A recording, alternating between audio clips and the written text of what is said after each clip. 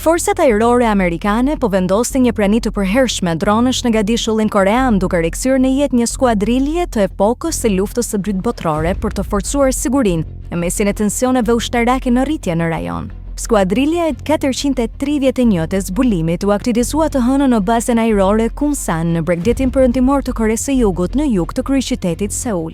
Ajo do të përdor dronët Motion 9 Reaper në zonë. Ky është një tjetër hap drejt forcimit të aftësive ajrore të ushtrisë amerikane në gadishull pasi më herët ajo ripozicionoi avionin luftarak F-16 më afër Koresë së Veriut. Kjo gjithashtu vjen vetëm disa javë pasi udhëheci i Koresë së Veriut Kim Jong-un qëndroi krah për krah me udhëhesin e Kinit Xi Jinping në një paradë masive ushtarake në Pekin. Reaperat janë mjete fluturuese pa pilot me një motor turbohemik që mund të kryejë një sër misionesh luftarake. Mirëse veprimit të zgjeruar për më shumë se 2500 kilometrash dhe aftësinë për të qëndruar në ajër për një kohë të gjatë, Reapers do t'u japë një shtysë konsiderueshme forcave amerikane në rajon. Rrezja e veprimit të Reaper mbulon jo vetëm Korenë e Veriut, por edhe detin e Kinës Lindore dhe Tajvanin. Kina kontinentale është vetëm rreth 400 kilometra larg nga Kunsan dhe deti Bohai ku marina kineze shpesh zhvillon stërvitje.